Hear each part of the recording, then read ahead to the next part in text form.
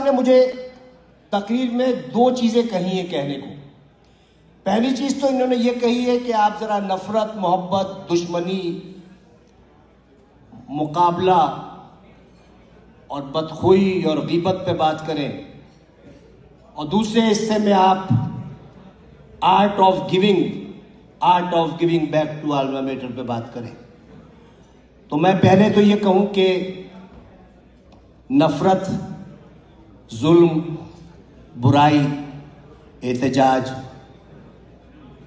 अगर हम देखें हमारी जिंदगी का टोटल स्पैन 70-80 साल होता है। बकौल जॉन एलिया के कि हम बेहतरीन, अमीर तरीन, खूबसूरत तरीन और ज़हीन तरीन होने के बावजूद हमारा अलमिया यह है कि हम एक दिन मर जाएंगे।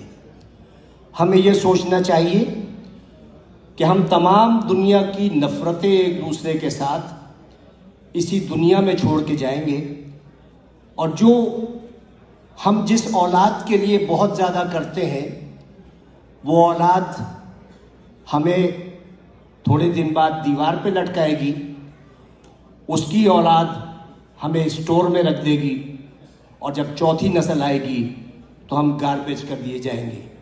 हमारी दुनिया में इतनी ही हकीकत है और इतनी ही हैसियत है।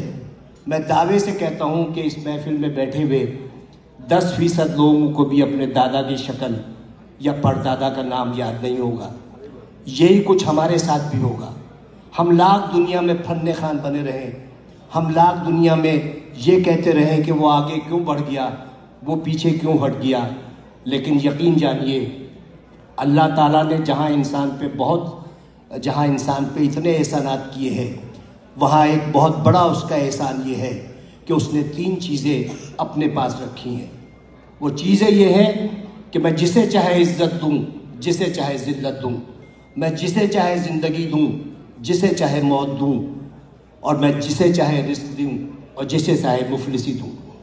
अब आप सोचें कि अगर इज्जत देना मेरे जैसे किसी छिछोरे आदमी के हाथ में होता तो इज्जतदार सिर्फ मैं होता और आप सबकी बेइज्जती होती। अगर रिस्क देना मेरे जैसे किसी आदमी के हाथ में होता तो मेरे गोदाम भरे होते और आप सब भूख से मर रहे होते। अगर इसी तरह ज़िंदगी या मौत मेरे हाथ में होती तो सिर्फ दुनिया की आबादी एक शख्स की होती, क्योंकि मैं सबको मौत से हमकिनार कर देता।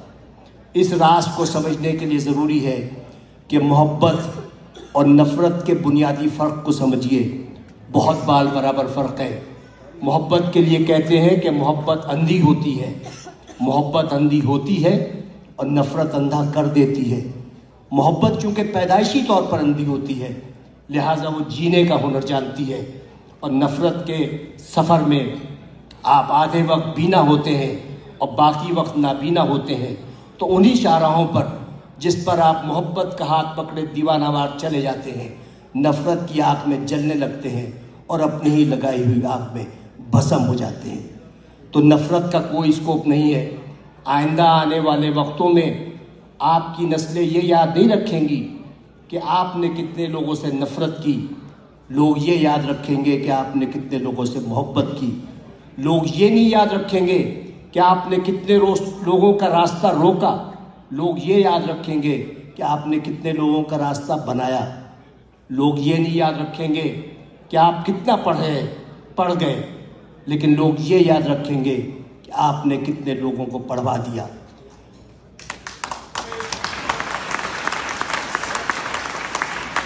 ये वो